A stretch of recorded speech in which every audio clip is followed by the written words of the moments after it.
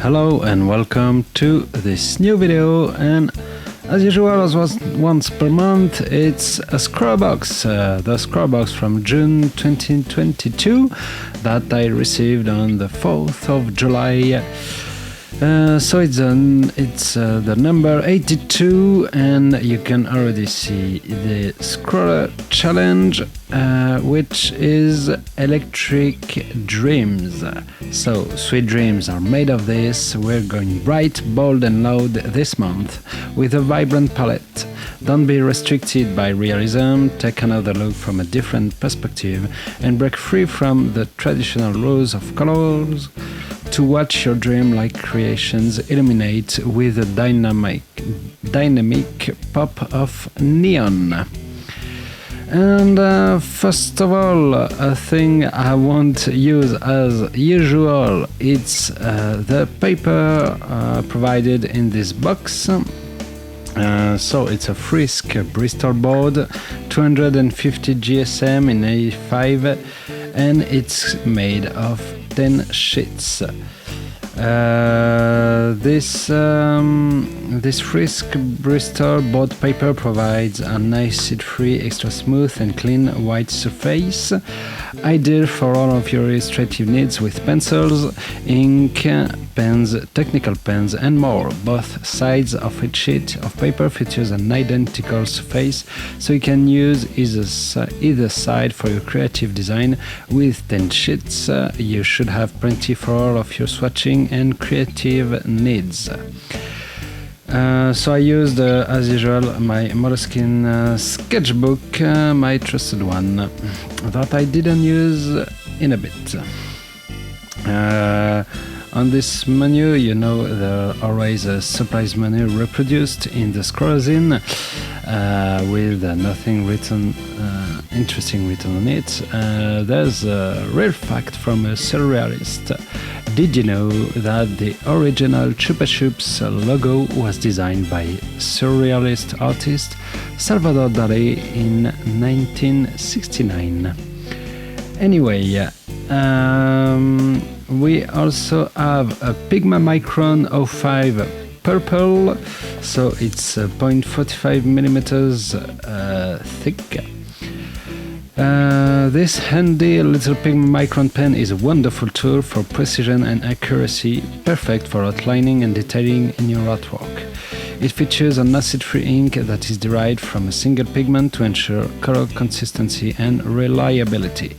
This ink is also fade-proof against sunlight or UV and is permanent when dry, giving all of your creation guaranteed lasting quality. And it retails for £3.15.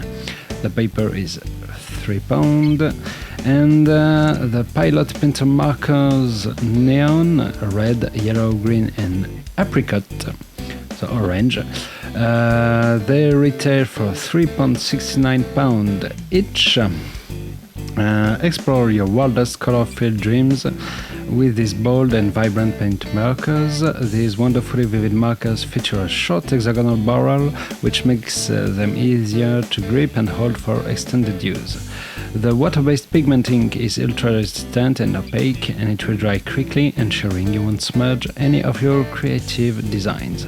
The ink will also dry permanent, so once dry you can layer colors to your heart's content. The markers are equipped with super strong nibs that won't disintegrate under pressure, making them ideal for use on all kinds of rough surfaces. And these versatile pens are not limited to just paper.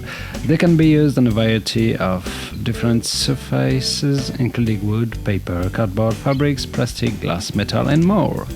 These brilliant and expressive markers will be the perfect tool to start your neon-colored journey. Basically, there are postcards by Pilot. Anyway, the scroll artist I didn't talk about. She is Renet Payton. She's the June featured artist. So she's fond of animals, and fun colors, and the mixing of the two results in the art that she's come to be known for today. She has a routine, okay. What is the best piece of advice she's received? You can do anything, but you can't do everything. She's a very independent creator, almost to a fault. She's an artist that loves to create her work in her studio with her hands, but she's found that every single time that she's reached out for help and advice, things have run smoother than she could ever manage by herself. Nothing that she's made is something that she's achieved entirely by herself, and remembering that whatever success she has is created by the help of those around her has been vital to her growth as an artist. Tell us how many markers you have in your collection. Short answer, too many. Long answer, roughly 70 Posca markers. 11 Uni Painter markers, 48 Life of Color paint markers, about 30 Artistry markers, and a handful of other assorted brands. It's really her favorite medium, and she's a full-time professional artist. So it's an investment. Her style is cute, vibrant, and always fun. In ways, it's definitely influenced by pop art and vector art, but the style itself is something she's developed over hundreds of pieces and years of consistent work. Regardless of what medium she's working in, you can be sure it will always be colorful.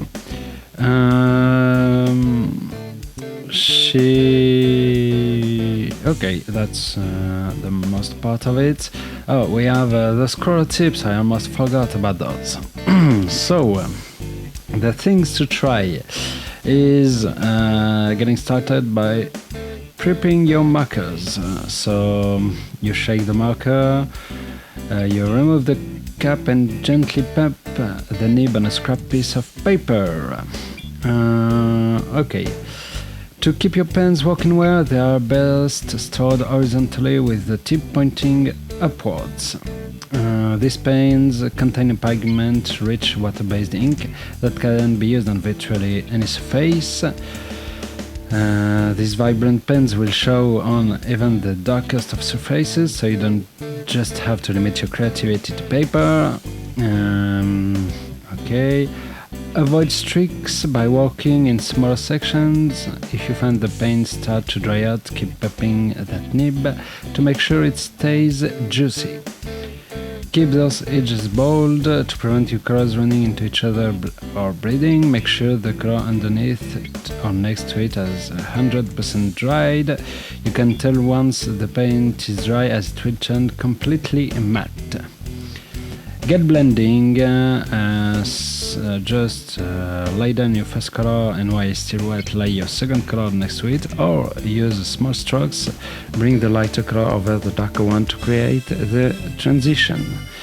You can also mix it up, grab a palette and a brush to get mixing. As these pens are water-based, you can mix them together to experiment with new color and tones. And blend them with a wet brush. Get creative with the neon color palette, don't be restricted by realism. Okay, line work, pinto marker pens are permanent when dry, so you can use the Micron liner on top of them to create outlines or mark making for visual interest. The Micron should glide across the paper surface for crisp, clean lines. To keep your pen working at its base, try to draw using shorter line work so that the nib lasts longer.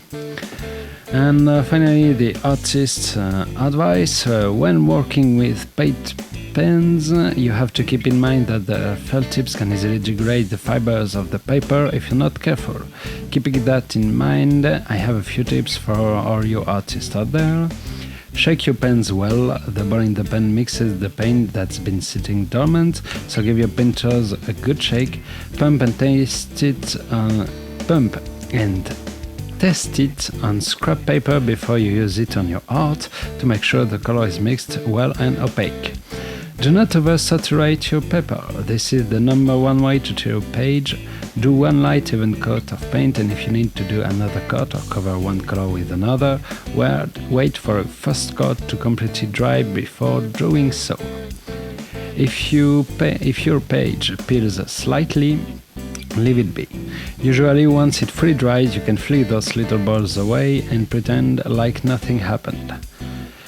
Beyond that, just have fun. Paint pens are so delightfully vibrant and layered like a dream. With a bit of practice, I'm sure you'll love them as much as I do.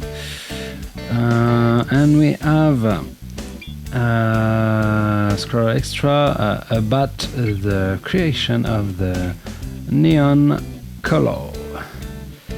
So, anyway, behind the hard work, we have an explanation of the print by the artist. So my featured artwork is Vibrant Chameleon, showing off its best colors. I was given neon paint pens along with a dark purple fine liner to create this piece, and I figured what better animal to fully show off these incredibly bright pens than that of the color-changing chameleon. They're a favorite subject of mine as they come in so many inspiring color palettes. When drawing chameleons, I tend to keep the plan for the initial pattern very basic, only filling in the largest blocks of color. Once I've filled those in, I'll go back and forth from a reference to artwork and dig more and more detail as I work.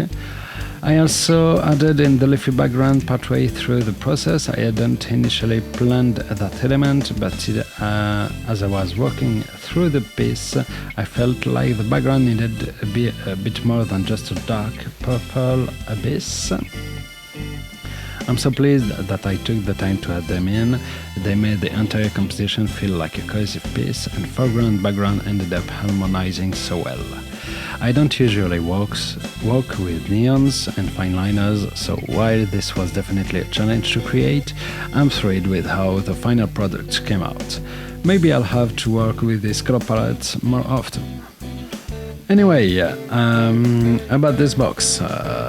So as usual, I didn't use the paper, so I won't have any review on that. It's just another brand of acrylic paint pens.